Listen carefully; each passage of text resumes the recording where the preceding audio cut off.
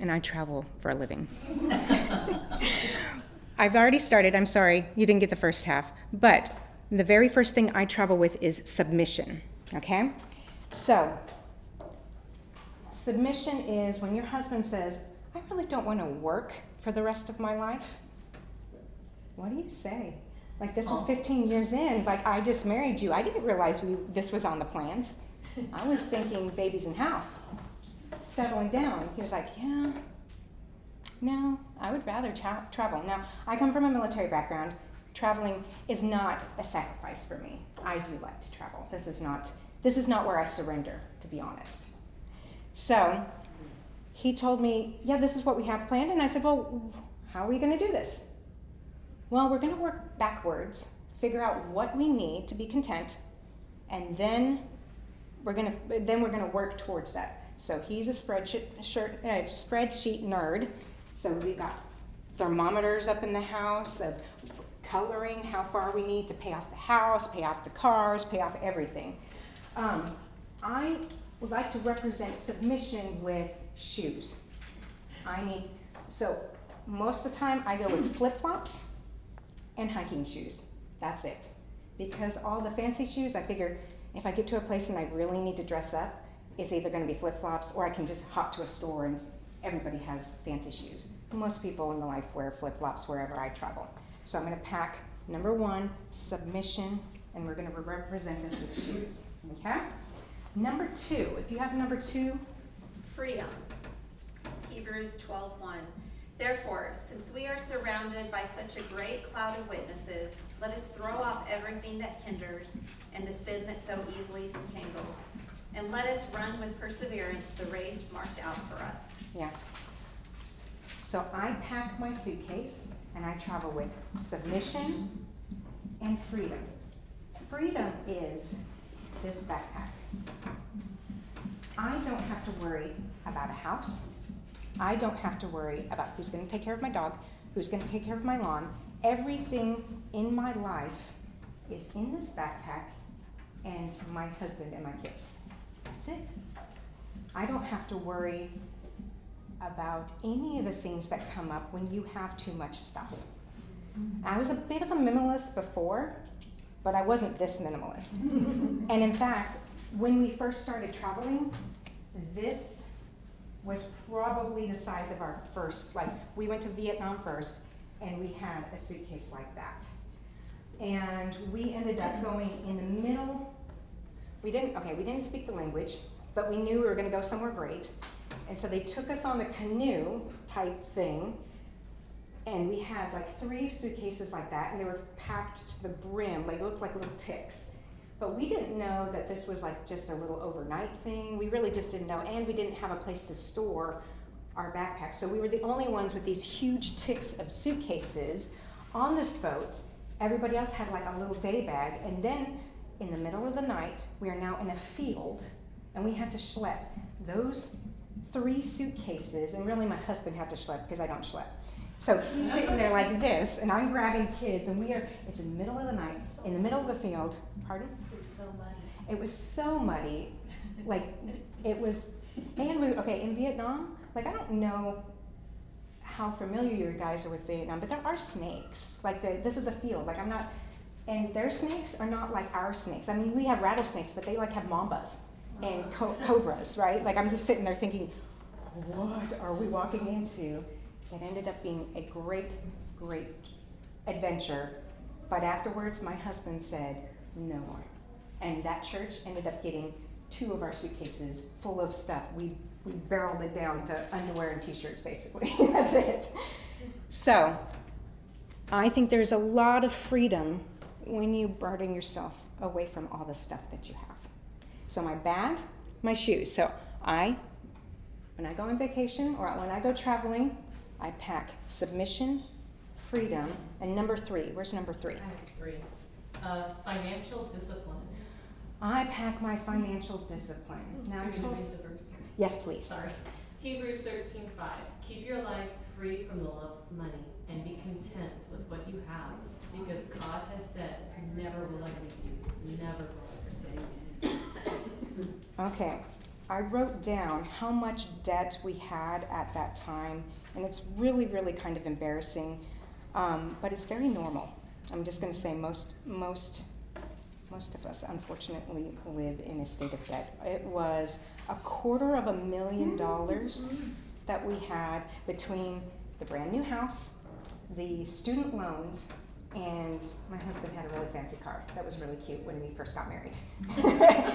We ended up paying all that off in under 7 years. The house included everything. If you haven't got yourself in a financial program or that sort of thing, the freedom that you feel when you don't have any debt is indescribable. Like you can't buy that sort of freedom.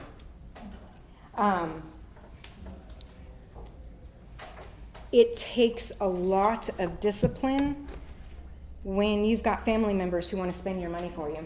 Let me just say that. Like, oh, don't you want a brand new, my mother-in-law, pretty much every time we went to visit her, you guys need a bigger car. You've got 3 kids. What are you going to do? You need a bigger car. They're growing. You need a bigger car. She ended up giving us a car. We still have it today, actually, because we drive from South Texas to North Montana. She ended up giving us a car because she was just upset with the fact that we have 5 people, and she did not want us being in just a 5-seater Ford or car. She was like, my grandkids need the space. And we call it the Beast because it's massive. Yeah, we call it the Beast. It is so big, we probably could live out of it because it's bigger than most of the houses that we stay in, pretty much. So we go, I pack my suitcase, and I bring submission, freedom, financial discipline. This is key, especially when you're going to other countries that it's so much cheaper to live in other countries, but in order to get to the place where you're just not throwing money everywhere, this is where you have to have some discipline, and I had to learn that. Number 4, who has number 4? I have it. It's hospitality, Acts 2:42. They devoted themselves to the apostles' teaching and to fellowship, to the breaking of bread and to prayer. I really don't have to tell you guys about hospitality. You guys have it down. I brought this camp shirt because I am yet to be in an American location that has this much love, this much hospitality, and that is just like you're here and you're already family. I already got booked to work this weekend. I'm just saying that doesn't happen, and I love it.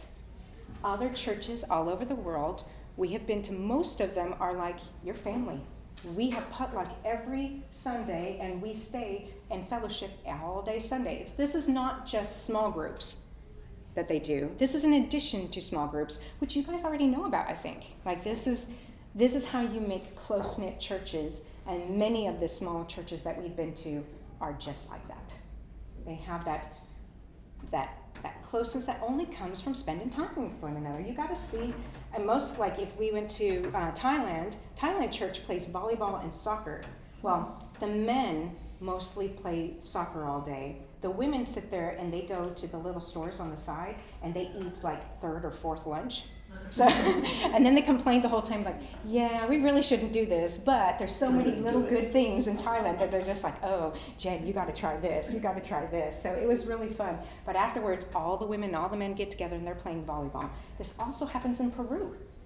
This idea of fellowship, it's not, I've been to churches, and I'm not going to call any of them out on the name, but we've gone there, and before I can even pick my kids up from Bible classes, they have the lights shut off.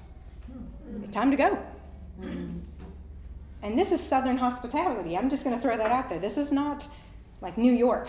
And I don't know if I've never been to New York, so maybe they're much more like Alaskans. But that's what I learned, is that hospitality is something that I take for granted when I come here, but I just eat it up when I go to other places.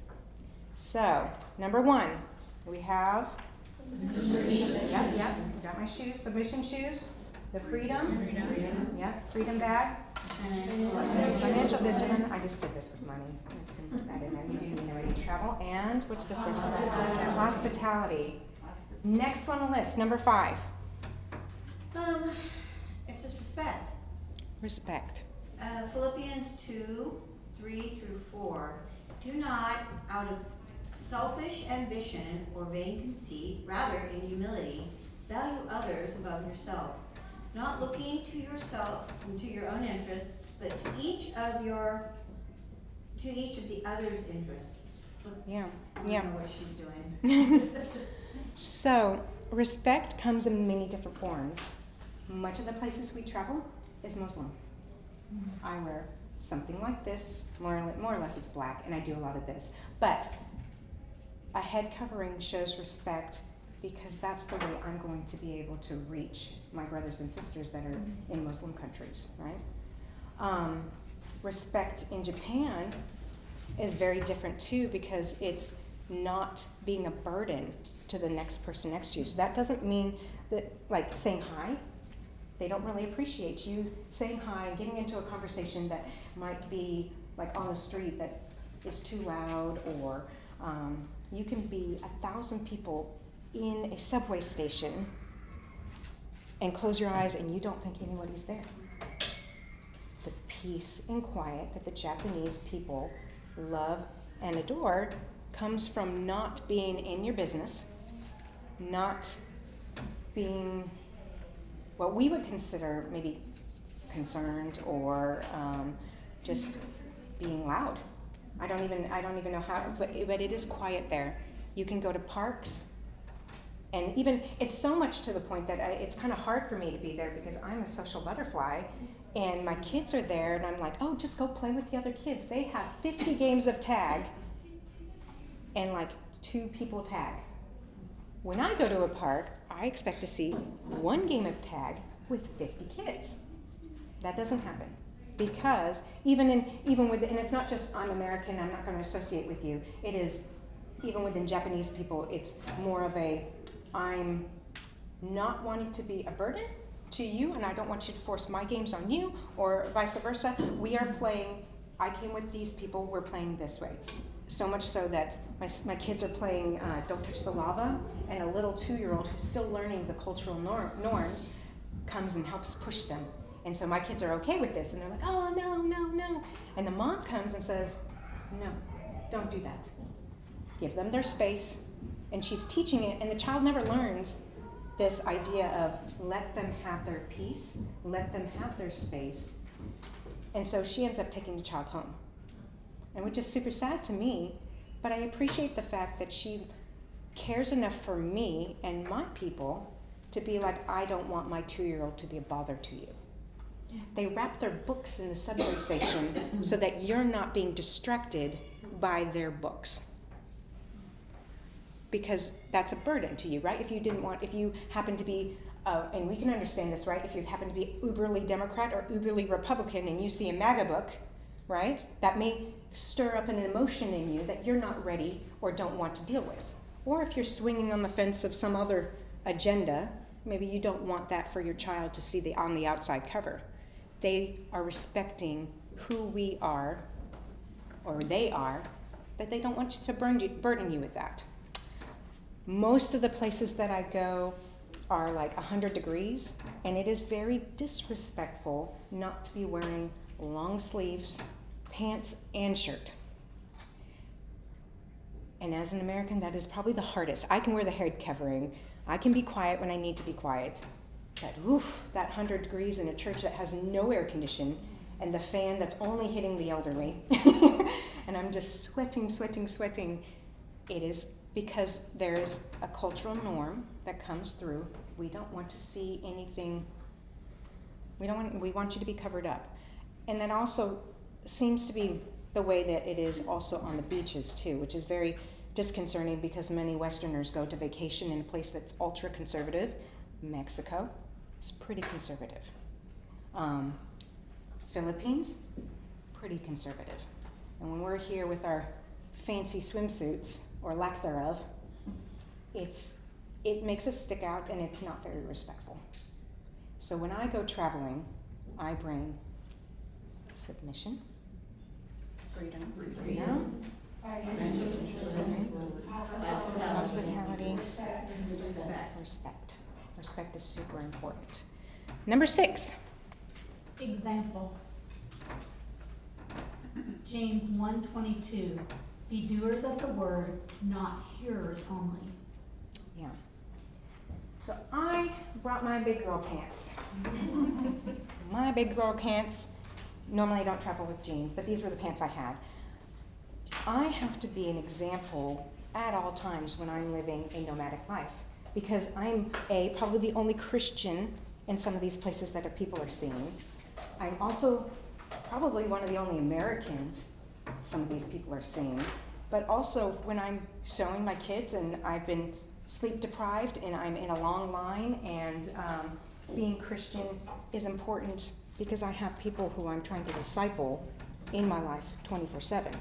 And so putting on my big girl pants may mean that I have to go in a zip line with my 16-year-old when I'm just not feeling it, right? Because I want him to feel comfortable enough to go out and be and do and become the man that Jesus wants him to become. And maybe that is being a little bit brave when I'm not feeling all that brave. Maybe it's being a little bit more temperate when I'm just feeling grumpy. We normally get Airbnbs, and so oftentimes there's like an adult bedroom and then a kid bedroom and a kitchen that's probably about this size. We are stacked on top of each other all the time. Being able to be together and not be grumpy is something that we fostered during COVID. We did try it out. During COVID, let me just say, if after COVID you were just like, whew, thank goodness, let me get out of here, this sort of lifestyle is probably not for you. We were like, oh, I like these people. I wish we could do more of this. And that's what we really loved from that. There's one more thing I was going to also say. Oh, picking up trash and feeding homeless. In other countries, this is the norm. There is a lot of trash, a lot more even than what we're used to. And feeding the homeless, I don't think there's enough to go around, because oftentimes if you're going to places like Peru and the Philippines and other places, there are people and their way of life is homeless. And I relate on some level, but I'm still so very privileged. I live in a complete different world. But me having and taking the time to say, hey, you, I don't know you. I can't invite you to my Airbnb because there's rules against that, but can I go out with you for dinner? Can I go get you some food, and can I have a conversation for you? Like, it's very different being hospitable like you guys are when you don't own the home that you're living in, right? And being able to be an example to the people around. And that's also maybe having conversations with people that are so far off the spectrum of godly that you're going to have to not say all the things to get them to church and believe, baptize in, whoa, where did you get this? Like maybe it's holding your tongue some and just working quietly. And just seeing how God is going to work with you. We ended up speaking and we're on the way to church. We were running late. I'm on CP time, which is Texas Southern time, which means I'm always late. I feel like God made late for me. He is not on a schedule. He has his own schedule. Why do I have to? I don't adhere to a schedule. God's like that, right? This is me being more godly. So I try to tell my husband all the time. No, but we were running late for church, and we happened to speak to a guy who was sitting there in the same lobby as we were, because now we don't have a car oftentimes when we travel, so we're waiting for the Uber to come.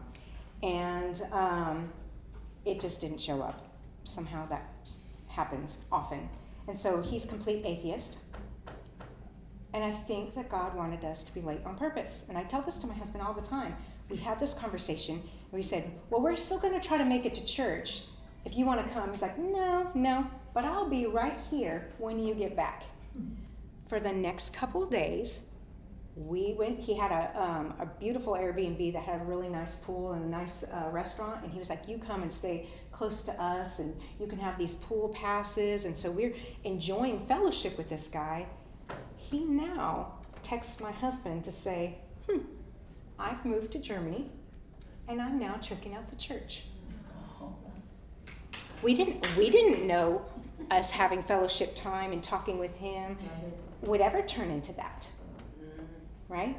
So that's a win, right? There's not sometimes you get to see the fruit, not always. And so we just trust being that example is going to lead people where they need to be, just being me, right? Imperfect, late, me. So when I pack my backpack, when I travel, I have what? Submission. Freedom. Financial discipline. Hospitality. Respect. Example. Number 7. Grace, Ephesians 4:32. Be kind and compassionate, forgiving each other just as Christ forgave you. Yeah. You need a whole lot of grace for all the reasons I gave you and more. Because honestly, that example is like, being the example is hard. And it's hard to do it all the time.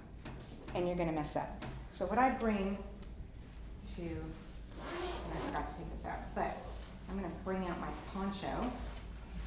This is going to cover a multitude of sins. I'm just saying, the poncho, this is what I need. Because there are times when you're utterly going to fail. Like, there was one time we were in Morocco. We're sitting at a table, and we've just ordered dinner. We're eating it, and one of the kids notices a creature in the bowl. And this is not that we're trying creatures. It just so happens that it happened not to be as cleanly as we thought it was going to be. And so we're sitting there, and a lot of restaurants are outside because they're cooking in the back, and it's just a small area. So we often go, there's just outside chairs. So it's more like a cafe style. So we're sitting there, and it wasn't just one creature, it's multiple cockroaches. And we're just like, yeah, this is probably not, we're not going to probably be able to eat this. So we have a basket of bread, and we have this, and we're kind of in the middle of deciding how much did we already eat? Is this going to be okay or not? And a homeless man comes up, and he gets in our space, but we weren't really prepared for him because we're dealing with the whole cockroach situation. And he comes up real quick and snatches some of the bread and starts running off. And what happened is that we were like, if this is the basket, we were like, no, that's our bread. Because we didn't know if we were all going to get full from the food that we had on the table. And we already saw that there were cockroaches in it. And so we were like, oh, no, don't eat our food. And so he noticed that we weren't having him come to our table, and he ran off. And I looked at Dawn and I said, we totally failed. How bold do you have to be? How hungry do you have to be to go to a complete stranger's table and steal the food off the table? We would have eaten. That was not a problem. That was a way, way bad fail. I wish I could have go and erase that. Go back to him and say, hey, take our bread, take the cockroach soup. Whatever you need, have it. But I didn't. I have to do better next time. And I have this story because I need grace. I mess up all the time. So when I travel with Submission. Freedom. Financial discipline. Hospitality. Respect. Example. And grace. grace. Number 8. This is our last one. Trust. And since I have a moment, I'm going to say something real quick. I told him after the sermon this morning that my hardest thing to let go of is trust. And she got passed down trust. Matthew 6:25-26. Therefore I tell you, do not worry about your life, what you will eat or drink, or about your body, what you will wear. Is not life more than food, and the body more than clothes? Look at the birds of the air. They do not sow or reap or store away in barns, and yet your heavenly Father feeds them. Are you not much more valuable than they? Yeah. This is an international driving permit, which we get them every year because where we're traveling, my husband does the driving. And trust when driving in foreign countries is like paramount. I don't understand why the people of all the rest of the world don't and come cream us in NASCAR, because the average person is faster and can scratch those curves 10 times better than any NASCAR driver that I've ever seen on TV. Like, it is crazy. We've been to like many different places where I'm like, whew, the help me God handle is not strong enough for my grip. And oftentimes they're like, oh, don't put on your seatbelt. Don't you trust me when I get in? I'm like, no, I really don't. Not at this moment, no. But there's a short story that we went to Machu Picchu in Peru, and we were good because we thought we were good when we got there because we got our tickets all the way in advance. But they had this weird thing like tickets expired by 3 o'clock, and I was like, surely that's nothing, because why would you have online tickets if a ticket is going to expire? And I was like, well, I've got the receipt. This is my ticket. No, they have tickets to purchase the tickets. So there's like a twofold system. So when we got there, they were like, yeah, no, we don't have your tickets. No boletos. I'm like, well, we have this boleto. No, you should have been there at 3 o'clock the day that you ordered them. I was like, I did that a month in advance so I could go to Machu Picchu. No, that's not the case. But she says, there are about 1,000 tickets if you get yourself to Machu Picchu. And maybe if you get there early enough, you can get one of those tickets. Now, if you don't know anything about Machu Picchu, there are like 1,000 millions of people who go there every single day. It is one of the 7 wonders of the world, or 10 wonders, whatever. It's one of the ancient wonders of the world. I'm not feeling very confident that I'm going to get a ticket. So we decide, well, it's my son's birthday. He really wanted to see Machu Picchu. Okay, we're going to do it. But we're not going to go pay the over $180, or yeah, it's about $100, $200 a person doing this train to get to there. So we decided to go the local way, which is the bus, the colectivo. And this was the colectivo that I probably have prayed through and for the most ever in my life, ever. At one point, and it's a very long story, but at one point, there happened to be a landslide. The driver got out to check what the alternate route was, and he didn't put on the parking brake. And we are falling backwards off a cliff almost, like, because I'm like, and I stand up, I said, Don, he didn't put the brake, he didn't put it, brake, and I said, I don't even know what the word for brake in Spanish is, but somebody happened to be an American who happened to be sitting right next to the bus driver, got us, but we were headed towards falling backwards off the cliff, and when we said, hey, dude, you didn't put the parking brake in, and that, okay, then we finally, so there's also a 3-hour walk. We thought we could do this. It's like, it was supposed to be a 2-hour drive, then a 3-hour hike, and we were like, okay, we can do this. So we do this, but then it starts raining. And so we don't get to Machu Picchu, and we started off at like 6 a.m. We don't get there until like almost 7 or 8, and we're thinking, we totally missed out on the tickets. We didn't. It was amazing. Sometimes you take those leaps of faith, and you have the best stories to tell. But it takes a lot of trust. You're going into a different place where you don't speak the language. You don't even know if you're really going to like whatever food they're going to have. And it's uncomfortable because sometimes you're going to places where the police officers have AK-47s, and you have to be okay with the fact that they're not really going to shoot you. They just want a little money. That's trust that God is going to take care of you in those awkward, weird situations that you're just like, this is not me. This is like, I'm an American in a Muslim country. How's that going to work out? How's that going to work out, right? So, our 8 things, there's so many more, but right now we're like on the verge, and I really want to give you my last closing thought. Let's go through it again. It's submission, Freedom, financial discipline, hospitality, respect, example, grace, trust. okay. The clock's about 5 minutes off. So. Oh, good, because I have a really long exit. Okay, so what I've learned from so many nomadic biblical characters, Abraham, Moses, Ruth, Jonah, most of the disciples, right, is that it's less about me and it's all about God. Okay? Often we find out that we go traveling with this either savior complex, right? This is the missionary who's going to go save the world, and I'm going to give back to these communities, these poor other people.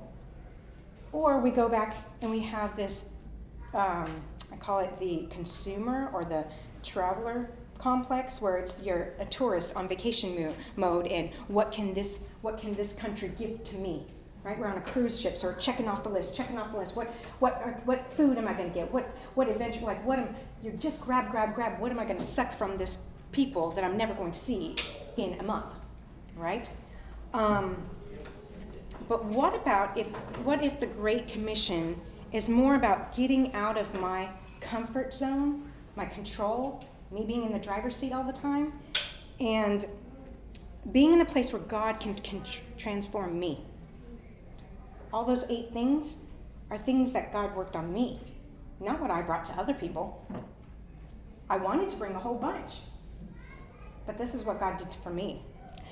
I often get asked, how long are you going to do this lifestyle? Right? How long? The answer is I don't know. I hope I never hit the point where I feel too comfortable or too settled to surrender. I hope I never hit the point where I cease to be amazed by the handiwork of God, humbled by the hospitality of another people group. And I hope to never stop trusting God to work on me to get me out of my messes. The last scripture I'll read to you, it's from Luke 18:22. And I totally didn't plan this. The preacher took my scripture. But let me read it to you like this. I will, all your commandments I've kept since I was a girl, I said. When Jesus heard this, he said, Jen, you're still lacking one thing. Sell everything. Give to the poor. And you will have treasure in heaven. Then come, follow me. That's what I'm doing. For better or for worse, I'm bringing my homeschool kids with. This is what I do. That's it. We have like 2 more minutes. If you guys have any questions, I'd be open for that. Yeah. Can you repeat the first scripture? JD? It is submission. Sorry, hold it up. John 10:3. The gatekeeper. Oh, sorry. Do you want to read it or just? I just wanted the scripture reference, but you can read it. Go ahead. The gatekeeper opens the gate for him, and the sheep listen to his voice. He calls his own sheep by name and leads them out. Now, don't get me wrong. I don't think everybody has to go traveling to learn these things. You can be in Alaska, and I think you guys are learning some great things. That's just how God's calling me. So, in your own words, what would you say your purpose is for what you're doing? I think it's just to see what God has in store. I don't think I have. I'm just going where God calls me. There's not really a purpose. I mean, if it is, I haven't figured it out yet. He hasn't really told me that. I just go and see what God's going to teach me along the way. I don't know if it's a big purpose. I'm not funded by anybody. I'm living the backside of Dave Ramsey's Live Like No One Else so you can live like no one else. I'm swimming. Sandy told me, she's like, if you've ever seen The Chosen, there's that fish that swims the opposite direction. This is my opposite direction. How long have you guys been doing this? Almost 3 years. 3 years. And then a second question is, how do you choose where you go next? It really is, I get to a place, we pray about it, we make a list of what's in our realm of financials, and so we pick the cheapest one. And so God has brought us a lot of different places. We've gone to Southeast Asia. We've done for South America, we've only done Peru, and then Central America, Mexico, we've done Bahamas, and yeah, she knows all of them. Unfortunately, I feel like the messages I learn, I forget where it's all blended. And I think that's also a good thing to realize, that our world is not so like this. We are all very blended. Like these experiences are just a blended experience. Yes? Can you name one of your maybe most standout memories of where one of your children surprised you with their insight? You learned something from them since you travel this way, and they've been raised that way. I'm going to let my daughter answer that, because Sure. I'm trying to think of something. What do you have a standout memory that you're just Well, like, where ooh. you learned something from their From there. Oh, yeah. That's a really good question. I'm actually surprised how often they're like, yeah, I don't know that I'm going to travel full time. Because we check in with them all the time. We're like, hey, you still doing good? You still like this? Yes. Are you feeling like you want to settle anywhere? No. But then when we talk about later on in life, they're like, yeah, I don't know that I'll do this. But, I'm really trying to think. That's a really good question. Even something you learned from your travels that maybe you wouldn't have learned otherwise, or something that God has taught you. Well, I think that all those 8 things, from hospitality to trusting Him, I don't think I could have learned this without going through these experiences. Well, you thought you would narrow things down when you were down to a carry-on bag size. Yeah. But when you were in Vietnam, you found out that was really a suitcase. Yeah, that was way not too much. Carry-on. Way too much. Way too much. I think there's so many things that I learn on a regular. Like I had to narrow it down to 8 things because I thought I only had 30 minutes. Right? But I can't. It isn't like this one time. Like your memory. There's like constant memories. Like me telling you, go look through. If you have children or you have your family, pick a memory where they taught you how to do something right this minute. Yeah. Can you think of something? Do you know, like off the top of your head? I'm trying to. Like there are so many. My little cousin, I went home to California for Christmas, and he had just turned 1, and Christmas Eve, he could barely, speaking, or maybe it was more than 1, but he wanted to sing Happy Birthday to Jesus. Beautiful. And we all sat around the table and sang Happy Birthday. Yeah, the purpose, the reason for the season. Yeah. Yeah. My kids are amazing kids. Don't get me wrong. I just can't think of anything. Maybe it's just on the spot. Yeah. I'd like to say something. Oh, go ahead. I have never been more impressed with a family than this group. And I've known Jen since she was about 3 and a half, 4 years old. Her mom and I were pregnant together. I was pregnant with Susan. She was her little sister. But to have talked with them the last couple of days and learned all this, wow. I knew they were doing all this for their mom. But anyway, her mom and dad are going to be here this next week. So we'll get them next week. Thank you. Question. Have you had any negative feedback? Oh, yes. Oh, yes. In fact, this stays in this group. My dad came up to my husband, because my husband was pretty high up on the food chain for ExxonMobil. And he looked at him, you shouldn't do this. Why are you leaving a really great paying job? Like, you've got stability. I know working sucks, but this is what every man should be doing, providing for their family. Right? So how do you say, I'm going to take care of your family, your daughter? We've got this covered. but it's not gonna be in the way that a good boomer does, right? It's not the way the boomers do it, right? Nobody does this sort of thing, right? But we are not worried about all of that. We really weren't. And honestly, as we were making the Dave Ramsey switch, it became more and more clear that I wanted more of my husband, and the company was going to take him more and more away. And he's got an uncle that went way far up, and he set him aside and said, I love your family, you're gonna do excellent at this job, but your wife ain't gonna like this job for you, because the company's gonna test you. You're gonna have to go to more and more meetings and more and more. And as much as my husband loves that sense of leadership, purpose, he loved us more. And he missed us. He missed the kids. He missed watching those moments that I get to see as a homeschool mom.